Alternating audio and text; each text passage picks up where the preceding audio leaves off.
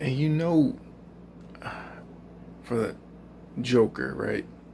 The thing I would have liked to see, thing I would have liked to see, would have been, you know, Joker, you know, causing an uprising, and and and Batman comes into play, and like the the third movie, so to speak, or the second movie, right? And but it's not from Batman's perspective like other movies, right? It's from Joker's perspective. And we don't see Batman, but we hear about him. But it's through Arthur Fleck's perspective as Joker. In the second movie, the things that they did in that movie, get rid of it. The first half was okay because I get it. He has to face trial and things like that. But for the most part, get rid of all that, I think. And then for the back half of the movie, stick with the fact that this is a guy who battles with two personalities, which I actually do appreciate. In the fact that he likes when he is Joker, because it brings him this confidence, this willing to be seen. He stands for something bigger than himself. And now with in reality, we can't really do that because society looks down on people that do those certain things, which is right to do so. But in entertainment, we can blur the lines a little bit and test the waters in entertainment with comic book characters. So it's like we it mind boggles me why the director took this route, because you got a great actor, you have a great character that they built in the first Joker, which I wrote a paper on, a case study, by the way. It was based on a case study because the first film was based around mental health, you know, and how society pushes people to be sometimes a certain. We don't pay attention to the mentally ill at like we should, and what I did like in the second film is the fact that the guards were kind of like a bully toward the mentally ill, and Arthur could have got revenge at the end of the movie. Like it just could have went in a totally different direction, you know. Like Gary, the guy on trial, he could have got behind Arthur because he's a marginalized person as well.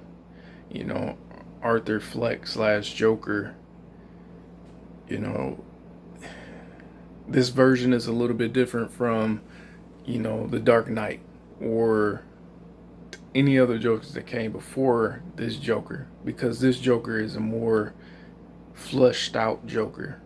We got an origin story about this one.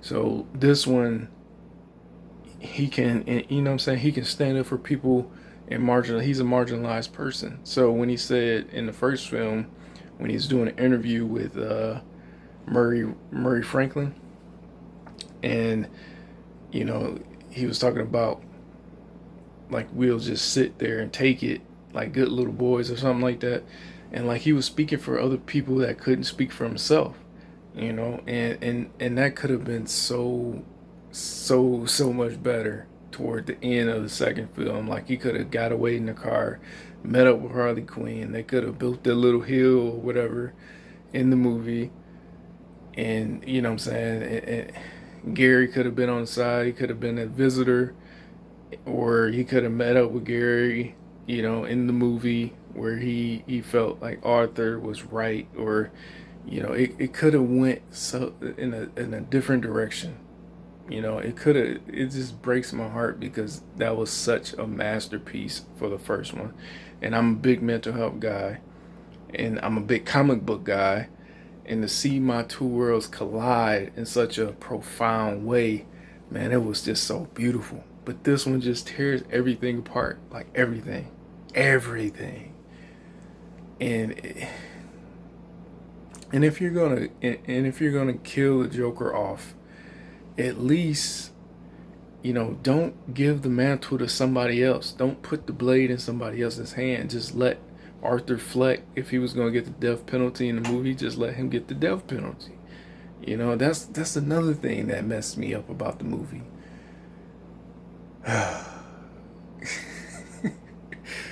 This movie was, I went into it, I wanted to like it, I really did, but it was just oh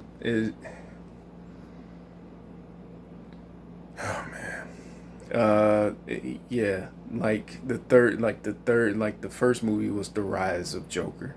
Second movie was him sedated. They could have kept that part. The guards, they could have kept that part, but the back half of it, they could have kept the musical, fleshed it out a little bit more, made three solid good music parts in the movie to tell the story in between, instead of this random singing, that just didn't. And I get the fact that Arthur had dance in him. You had a performance in him, and that's part of the reason why it was so silly for. Oh, I'm not the Joker.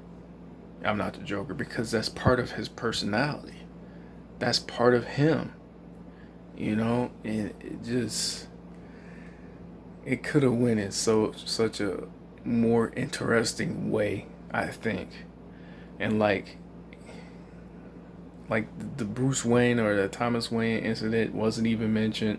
Like, that could have been an interesting storyline of him being half brothers with Bruce Wayne, and I don't know if that happened in the comic book or not, but that could have been a whole different type of story in the third film or second film, halfway or something. And then Harley and him could have had a baby, and Batman could have been in revenge mode, year one Batman or something, in that world, and he probably could have tried to hunt Joker down while Joker lay low. He's laying low between film 2 and 3, and then like how Batman was in Dark Knight, between Dark Knight and Dark Knight Rises.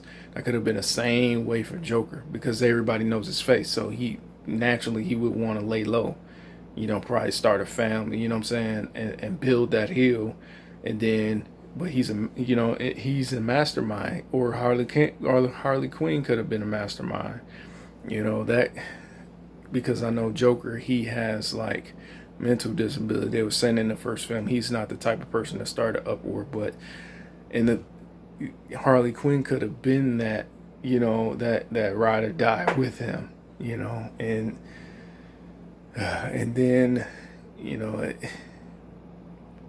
what I was about to say, I can't even remember, but that could have been in the courtroom scene where Joker was giving his monologue. He could have said, at first I thought I wasn't the type of person that can start a movement, but I am, and you guys will see. Like that would have hit so hard, and it just felt, and we didn't really get Joaquin Phoenix's Joker like a just due, like he didn't get, like, he's Arthur, he's Joker, he's Arthur, and he's Joker. We didn't give him a more fluid Joker, which I think that is his leading personality, which I truly do think that. And I think Arthur is beside him. And you could have kept the empathizing Joker too. I didn't find anything wrong with that. Like, I like the fact that he can empathize with people who are marginalized, which I find pretty interesting in that type of comic book character. But yeah, my rant is done. Bali do. Joker Part 2. Peace.